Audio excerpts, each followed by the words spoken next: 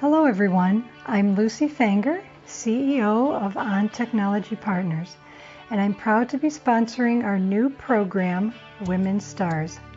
In each episode, we will spotlight an amazing woman and the struggles and triumphs that she has faced. Then we will reflect and share her insights. Our goal is to engage, entertain, and explore the women stars in our world today. I hope you enjoy. I want to thank you all for listening today. My name is Shanti Harkness, and I'm the Media Manager for On Technology Partners, a women-owned company addressing cybersecurity and risk. Join us as we share the reflections of women just like you that have survived struggles and embraced triumphs in their lives. Today, we'll be talking with Akilah Williams. Akilah was born and raised in Cleveland, Ohio. Her company, Kira, represents her personal transformation and spiritual journey, influenced by the Kemetic teachings. She started Kira last year as a means to present to her community some of her passions and talents, offering organic fruit-infused sea moss, vegan treats, and jewelry. Akilah, thank you so much for taking the time to speak with me today. Thank you, Shanti, for having me. I really appreciate it. So before we begin, why don't you tell us something that others may not know about you or something exciting about yourself? All right. Well, most may not know that I was a foreign exchange student. I lived and went to the University of Panama for an entire year. I lived with a host family. And the reason why I bring up that experience is because it really helped to expand my perspective on life, my ability to understand how to operate outside of my own comfort zone or familiar elements, and also the ability to really accept people, places, things, anything, rather than judging it. So that's something that has shaped me to this day. That is exciting. Wow. So let's dive right in. So we know that triumphs don't come without their struggles. So talk to us a little bit about what some of your biggest struggles have been. This can be either professionally or personally, and how you were able to get through them and what kind of an impact they had on your life or career. I would have to say mostly the things that I've overcome have been within myself. And having this time during the pandemic really has allowed me to slow down life enough where I was able to reflect on what I want, in this life, what type of mark I want to leave behind, my purpose, etc. And so in doing so, I found out that a lot of my problems stem from mental barriers, or what I call like a fraud mentality. Like if people find out who I really am, if my job finds out that I'm not really as intelligent as they may think, they're going to fire me. These were barriers in my head that didn't allow me to move forward, that wouldn't allow me to see the value in myself, to see my actual talents and gifts. So if someone asked me, well, what are you talented in? I would say, well, I can communicate kind of well. I can get along with a lot of people, but I didn't even consider that a gift or a talent. I couldn't see anything that I brought to the table as being special. So until I was able to kind of get over that, and that's something that I'm still working on to this day, it's not something that just happens overnight, but now that I'm able to identify the problem, now I'm able to do some things to resolve it. So I'm able to, the first thing I did was I asked out loud for guidance. I asked for truth, and it came from a sincere place. And I asked of these things from source, God, or universe, or however you want to identify it, but that's what I did. And these areas of my life, the shadow side of things, they started to manifest through like my dreams and people and books and information that actually found me and resonated with me so much I knew it wasn't a coincidence. So that's how I kind of started to tackle those mental barriers with the help and guidance of God or universe. And then once I got past those, I can kind of deal with like some of the physical barriers. Like, okay, I have a daughter, I'm a single mom, she has lots of activities. How am I going to manage all of these things? That was a little bit more simpler to tackle. I called my dad. I need a little bit of help. Can you support me on this? But those mental barriers, identifying those were the things that I would have to say really presented the most challenges, and I was able to kind of get over that. Yeah, I think so many people can relate to those mental barriers and imposter syndrome. Yes, like you were talking about, and that is a horrible thing to experience, even when you have tremendous amount of experience and knowledge in an area. I think it's still very easy for us to think, that we're not good enough, or that somebody's going to find out that we don't know everything about everything. And so I think that you sharing that is very important for everybody to be reminded of, that, you're not the only one that thinks you're an imposter at anything. Yes. We're all in that same boat. And, absolutely. And it's just, I think it's a good reminder for us too, that we're not really imposters. No. We're just women trying to make better lives for ourselves. And if we have children, make better lives for our children. And, this whole experience is a learning experience. And so we're not imposters. We're just learning and growing. Absolutely. And then having that imposter syndrome, that creates anxiety that you're living with every day, because you're afraid that someone is going to find you out, or and you're not going to appear to be the person that you claim to be. That's horrible to live with that on a day-to-day basis, fighting this invisible fight, this invisible beast. It's crazy. And it's going to stifle your creativity and your, your experiences, and that's not useful. Nope, so not at all. We need to work on breaking those habits. Absolutely. So Akilah, did you have any tips or tricks that you use, or different methods that you use to help you get through those challenging times? Yes, absolutely. So like I said, during this time of isolation, I've been coming across a lot of information, and I started learning about like chakras, our energy, how to get rid of some of these blockages. So I use like grounding methods. I go to the lake, I take my shoes off. I go to the lake if it's cold or not. Just breathing in the fresh air, being by the water is healing. Different breathing techniques like breath of fire, I'm using those. These are things you can Google on YouTube very easily, and just take 10 minutes. You can actually Google a 5-minute video for yourself to kind of ease yourself into it. Writing down my thoughts a lot too, because sometimes just thinking those thoughts and having them run through your head, that's a bit too much. You need to jot that information down. And I know that sometimes a lot of people have said this, and sometimes I would think, okay, that's kind of, you guys are hyping it up more than you need to. But actually, writing is healing. It's not a hype. You need to write down how you feel, acknowledge it, put it on paper, and then close that book up and put it to the side. And like I said, because I'm a single mom, I don't have anybody to really bounce that off of all the time. And sometimes you don't want to necessarily burden your friends with all of this jumble, because they're dealing with life just like you're dealing with life. So that's a way to get that out. And then showing appreciation, for the position that I'm actually in, and changing my perspective to more of a, okay, what am I going to learn from this? I'm going to learn something new. This is going to sharpen me up and create excitement from that.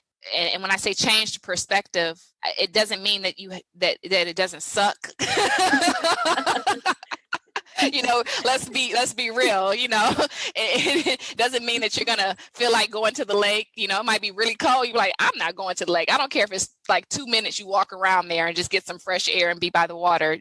Just go and do it, because it really does change how you feel. Even I light some sage. I light candles to cleanse my home, to cleanse my energy. And I'm telling you, it does something for your mind. It does something for your body, where you just actually feel like, okay, I can continue on, and I can change my perspective. And then also, I refuse to be a victim, even though it sucks, even though you can say, well, that person was really wrong when they did this, or this situation really wasn't fair. You can't stay in that. So that's why it's important to write it down, which is what I do. Write it down so you at least get it out there and feel validated. But then you have to move forward. You can't be a victim, because you're going to stay in that same place. So those are some of the tools that I use to kind of, and then prayer, of course, too.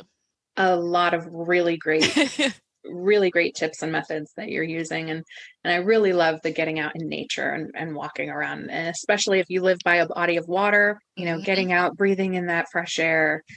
Oh, it's so energizing to your body. And I'm not as close to water as I would like, but I have a phenomenal park that's just a mile down the road. So I love being able to go to the park and just listening to the wind blow through the trees, and listen to the birds chirping and squirrels running around like crazy. Yes.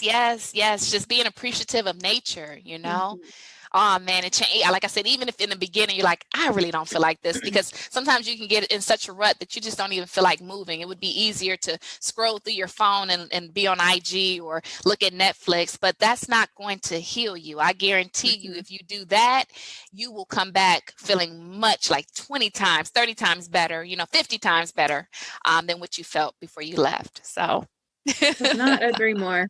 So let's take a moment now and focus on your biggest triumph. Can you tell us about what that triumph was and what made it so great for you? Right. Yeah. So when I first decided to step out, the first product I started with was sea moss, which is a seaweed that your body has 102 minerals, and this has 92 of those minerals. And so I turn it into a moss and I infuse it with fruit, because not sometimes, all the time, it doesn't taste good. That's just flat out truth. It doesn't taste good. People don't like taking it. And if you don't, again, you have to convince them. So this takes no convincing when I infuse it with fruit.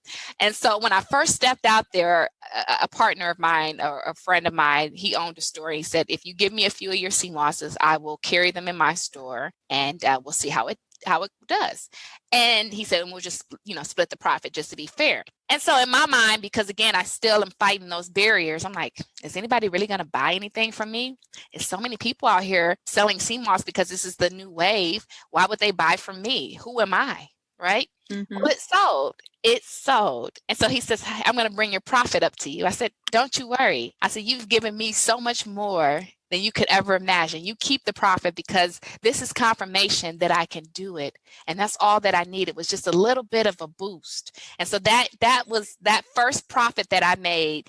Now, again, I didn't take the profit, but just the fact that I sold it and they actually liked it and they wanted more. Oh man, that just lit me up. That lit me up. So that was like the highlight for me. That's great. I'm going to have to try that, because I have been reading recently about the benefits of sea moss. Yes. And like you said, 92 minerals, I think yes. you said. Yes, absolutely. And it's good. I mean, you can put it on your skin, you can put it in your shampoos and conditioners. So internally and externally is amazing. And energy wise, it's high in iron. So you're going to be through the roof, Yeah. I don't know about anybody else, but I could certainly use more energy. Right?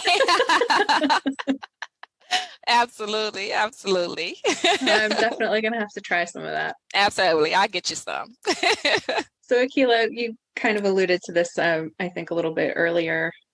As women, we juggle a multitude of different things. There's career and family, household responsibilities.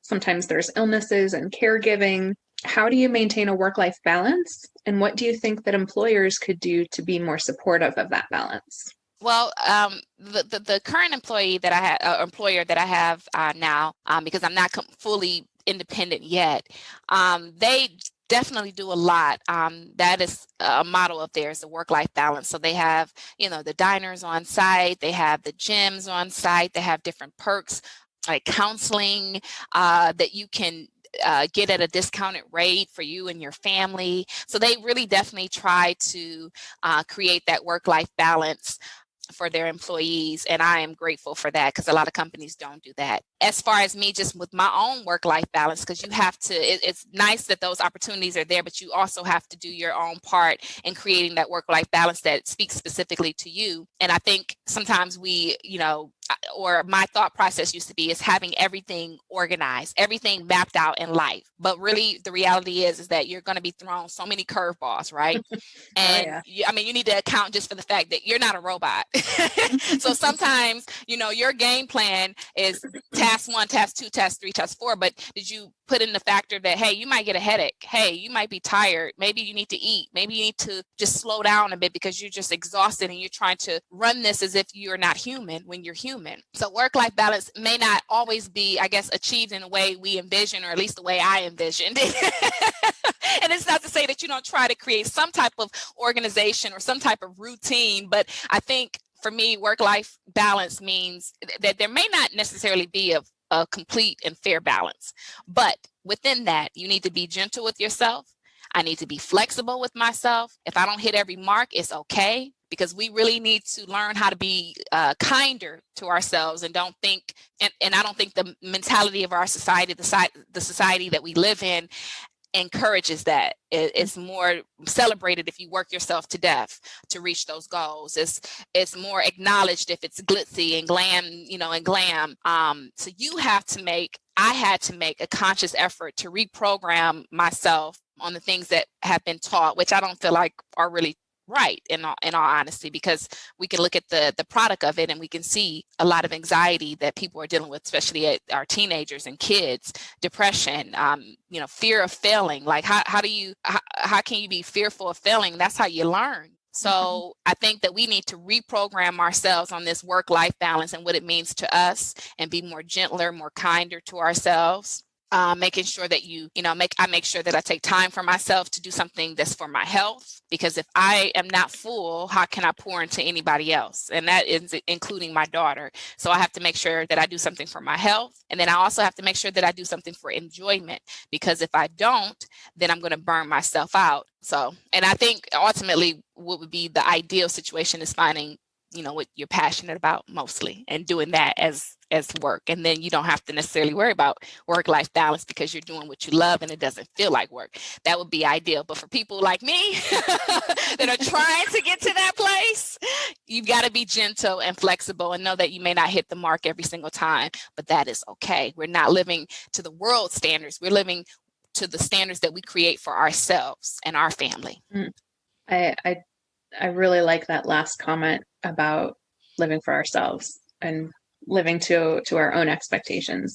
And I like the fact that you mentioned being flexible, because I think that that's something that we often overlook or forget about. And we get so rigid in our expectations of ourselves and what we expect from others as well. Absolutely. And, it's not always realistic, and life happens. It really right? does. You got to be flexible.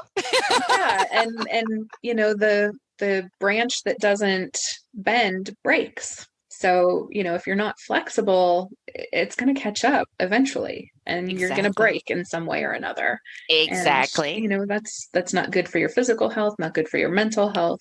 So I think that's a great reminder for all of us to make sure that we're being flexible in what we're trying to do or accomplish, as well as, like you mentioned, being kind to ourselves. Absolutely. I think that's something that a lot of us, I think, struggle with as well, as being kind to ourselves.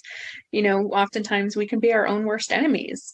Exactly. Just, beat ourselves up because we didn't do something perfectly, or we didn't get something done, or there it is. Why did I say XYZ, or, and just let it go.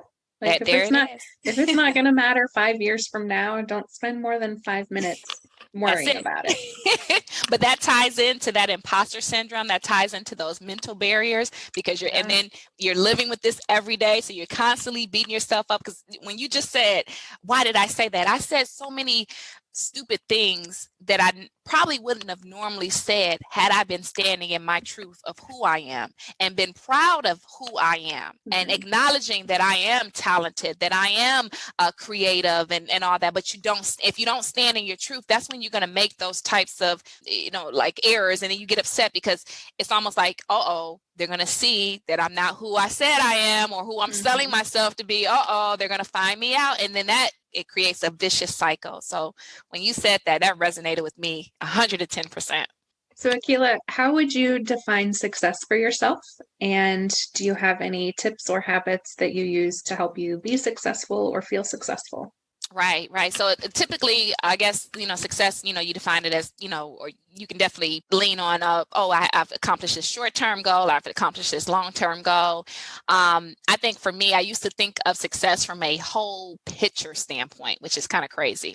So if the whole picture wasn't completely how I envisioned it, if this whole thing didn't look the way I wanted it to look, then I wasn't successful. I didn't consider that success. So again, with the reprogramming and identifying these mental barriers, these false beliefs that I'm carrying, this skewed way of viewing my life, I had to say, okay, we got to reprogram this. So now everything I accomplish, I don't care what it is, If I manage to get to work, get my daughter to school, get her to tennis, that's success, So acknowledging the small things in life as moments of success, we typically take them for granted, or don't even deem them as valuable. And that's how you end up in that cycle of devaluing yourself. No, you got up, you made a healthy breakfast for your family. You got them off to school on time. You said some encouraging words. You showed them so much love and compassion. You sent them off in the right headspace.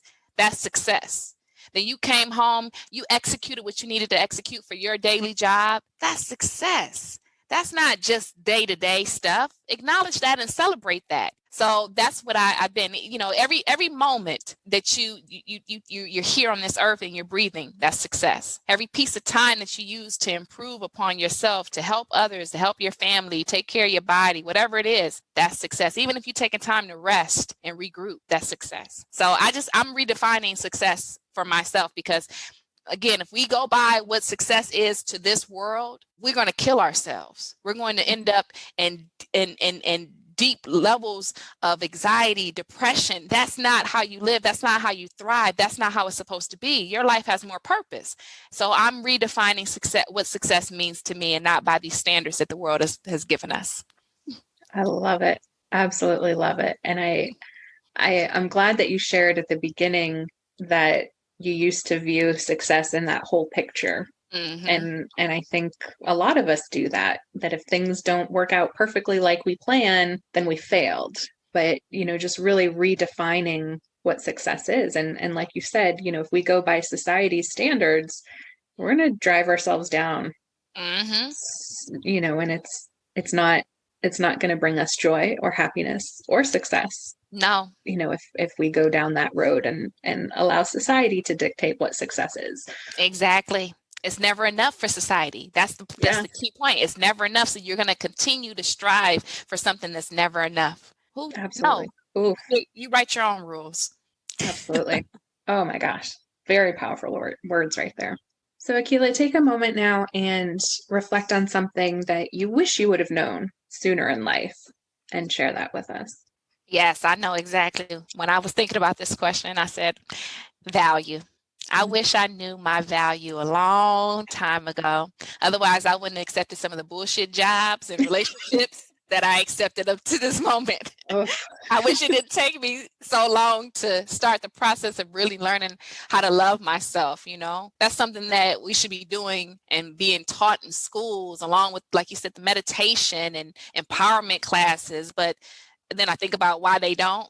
And that's because it would damage this whole entire, facade of this system or the matrix that we live in. This is not meant to build you up, to empower you, to help you to think outside of the box, to be strong. It's built and designed for you to kind of fall in line, be a slave, do what they tell you to do. This is the perfect life. This is the things that you should value, instead of us creating that value, instead of us saying, no, we are valuable enough. So those are things that weren't given. And unfortunately, sometimes, it's passed on generation to generation because, maybe I may say to myself, my mom maybe didn't see her value. So if she can't see her value, how can she give me value? And that was something that kind of sparked for me. If I don't see my value, how am I going to pour into my daughter at 13 years old, who is being inundated by all this garbage on social media and these music videos and music and radio and everything?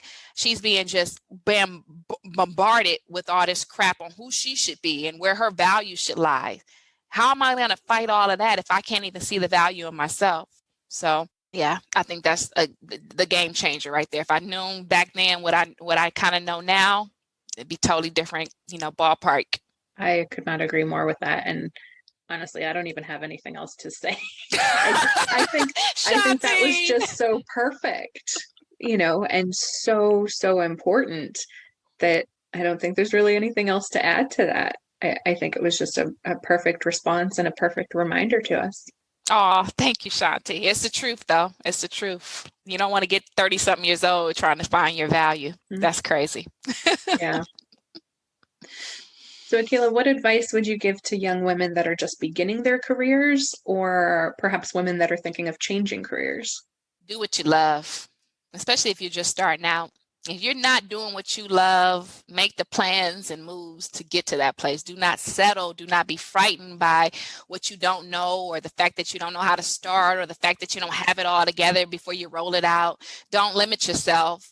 Don't let the pressure or standards of this world stop you from starting.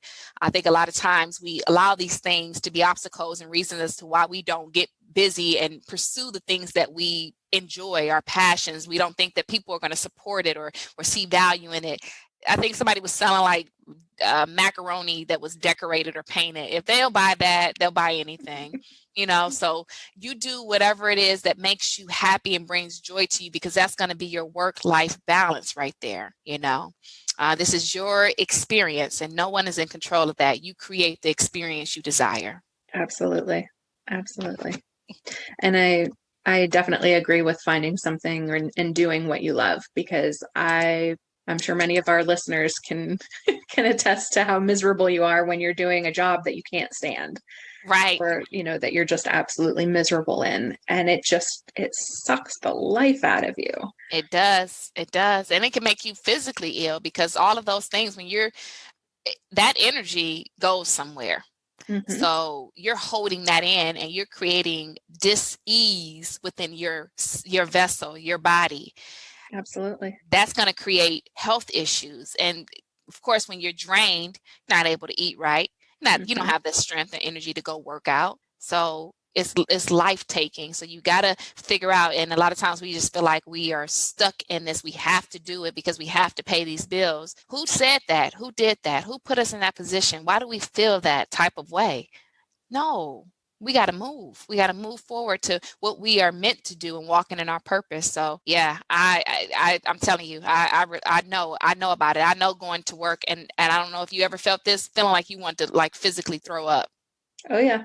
I had a job at one point in my 20s that was so stressful, and I hated the job so much, but I couldn't find anything else at the time.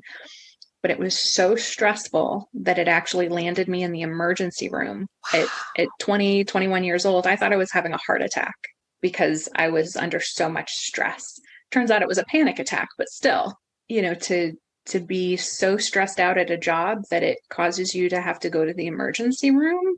Yes. Yeah, that was a really eye-opening experience for me.